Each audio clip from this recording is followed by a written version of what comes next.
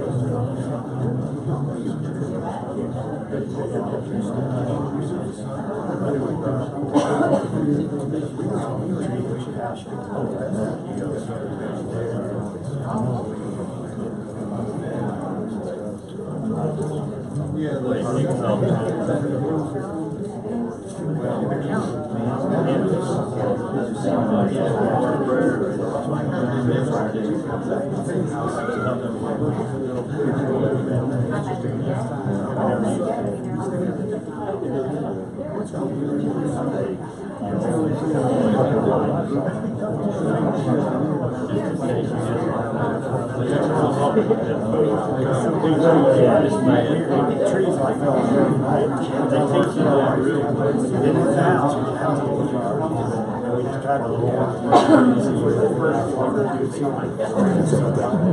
It's small.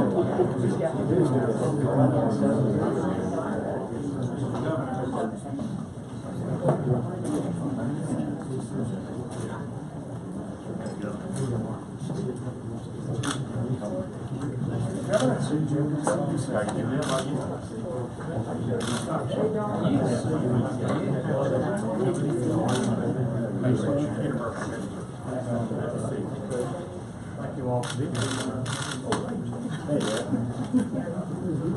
You're taller, you need to be in the back. Tall guys in the back. Us short guys in the front row. Thank you for being here today. We have just completed a helicopter tour down to St. Mary's and along the coastal areas. We were going and coming back to here today. It is obvious that this is a catastrophic event here along the coast. We were able to see the damage to docks that are there in the Glynn County area in particular.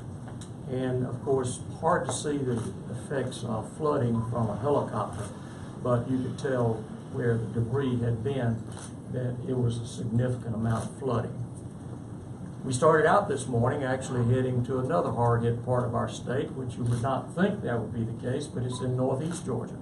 One of the heavier hit areas up there of course, it's the wind shear that caused trees to go down and power lines to go down with them. So the biggest disaster that we have seen in terms of the overall impact of this storm has been the loss of power by so many people literally all over our state. We've had pockets that have been hit harder than other pockets, and certainly the coastal area is one of those pockets where you've been hit harder than most anywhere else in the state. Now let me tell you what we are going to do.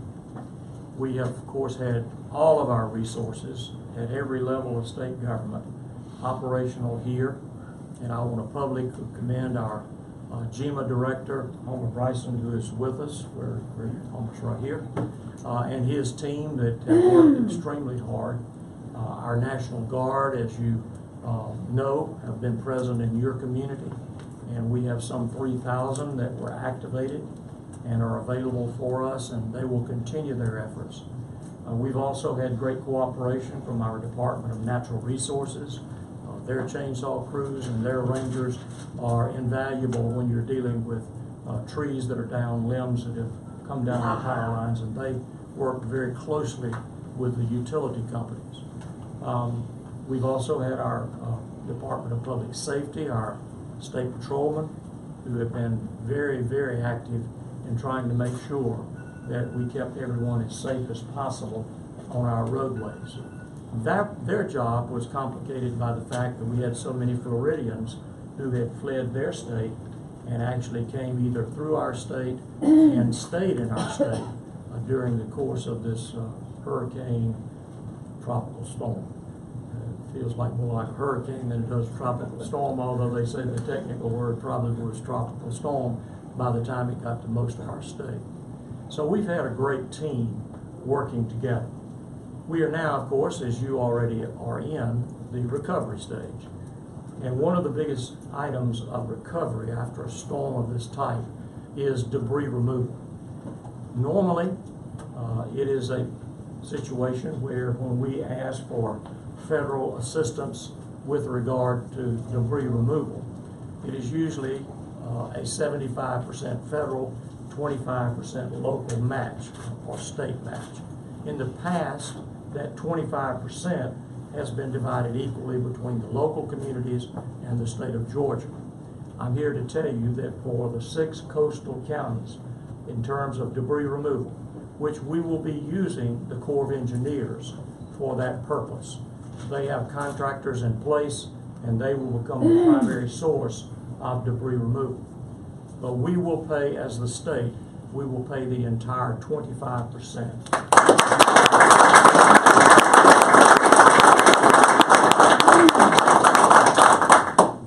When you've had 2 hurricanes in such a short time frame, I'm sure these local officials will tell you they can use that money very well to do the other things that need to be done that have accompanied the results of this hurricane. So,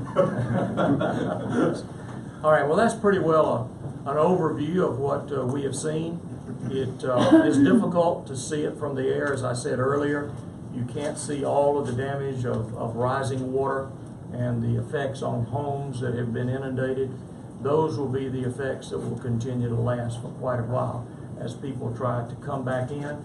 As you know, we lifted our mandatory evacuation order on the areas that were east of I-95, and I understand that as of this morning, here in your community, the curfew has been lifted as well, and people are being allowed to go back home. So we will stay in touch with your local officials, and they will stay in touch with our state officials, and we plan to work very closely with you as we go forward to make sure that we recover as nearly as possible and as fast as possible from the results of this hurricane.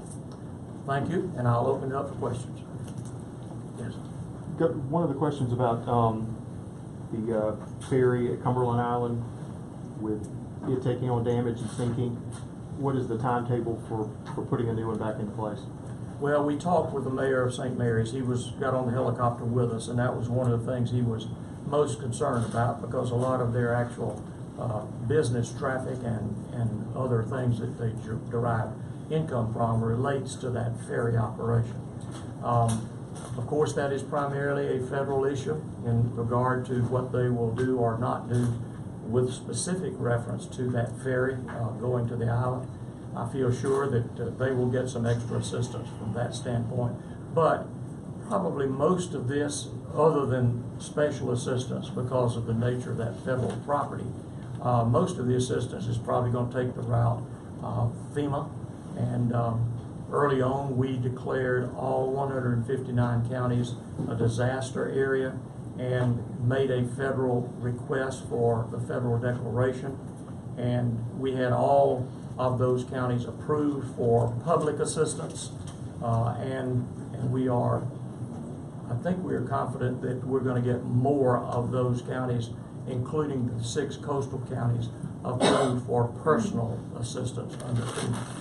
Now, there are thresholds that individuals, businesses, and governments have to reach to be able to be eligible for it.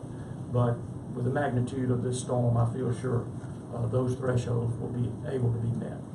Governor, do we have any even rough estimates yet of the scale of the damage statewide to homes or other properties, and maybe how that might compare to Matthew? Well, we know it's much more significant than Matthew was, because Matthew was much more limited as to its scope. Homer, come on over here and help me with this one. The assessment teams are out, both from the state standpoint as well as FEMA. You might just elaborate on that. We really have not compiled any statistics on this storm yet, because we've been really in the operational mode, and beginning yesterday we began to transition into the assessment mode. We were in contact with FEMA and the Corps yesterday, and tomorrow we'll have 6 FEMA, GEMA, and local teams down here doing assessments, and that information will start flowing, and once that information starts flowing, we'll make it available. Yes, sir. Did you have a question? He kind of touched on it, but I'll kind of ask it a different way. You obviously surveyed during Matthew, and you surveyed during here. What have you seen a major difference? Is it just a wider in scope between the 2 storms? Well, of course, we were really lucky with Matthew, as I understand, mainly because it was at low tide, that the storm surge was not as significant as it might otherwise have been. But here, we didn't have that kind of good luck, and the storm surge was much greater. The penetration of the water further inland was much wider penetration than in Matthew, and there'll be some exceptions to that, of course. But the wind damage is really, really significant, not only here in the coastal areas, but all over our state. As you get away from being worried about storm surge into the rest of our state, the wind damage has just been horrific. And we have trees that are down everywhere, power lines that have still not been restored. Right around the Buckhead area where you would think maybe, those are rich folks up there, they're going to get their power back. Many of them do not have their power back. Many of the large trees that are in that particular part of the northern part of the city of Atlanta, they came down. And when they came down, they did a lot of damage, and it's going to take a while to restore it. So it's something that we all have to have patience, and don't start comparing that you think your neighbor is getting more help than you are, because we're all trying to give everybody as much help as we can. Yes. Yeah, I'm from the middle Georgia area. Anything you want to relay to help go into Macon and middle Georgia? Really the same kind of help that we're putting everywhere. We're going to do the assessments there, and hopefully have the same kind of quick response in terms of what the assessments show us and eligibility for federal help. All right, well, yes. I was going to just add one more thing. I've heard from several people here who are not terribly happy that they couldn't get back to their homes for several days. I'm glad you asked that question. Maybe some confusion even. I know you looked at the state's evacuation order 2 days ago. Glynn County decided to lift theirs today. People who may have been confused by that, and also a little bit upset that the people who stayed were able to get to the islands, and likewise, well, they couldn't get their islands. I've heard from several people, because of this, I'm not evacuating next time. How concerned are you that the way evacuation? You probably won't have them complaining next time either then. if we have something this bad or worse, and that's what Florida saw happen, is that people in parts of their state that were under mandatory evacuation orders and did not do so, they didn't make it out of the storm. Let me clarify as to who the responsibility lies with. First of all, as of Tuesday morning, we lifted the mandatory evacuation orders that the state had imposed. When we did so, we said we had to have 2 conditions in place before we could lift it. One was the DOT had to inspect the bridges, and that was completed by Tuesday morning. And the second requirement for people re-entering was that local jurisdictions had to consent for their residents to return. We completed that process before we lifted the evacuation order as of Tuesday morning, and then of course local jurisdictions made their own judgment calls as to when they felt like their residents should be allowed to return. Would it be better maybe next time to make sure that the state and local jurisdictions are on the same page No. before declaring one? No, not unless you don't believe in federalism. There's a responsibility of the federal government, and they are part of this process.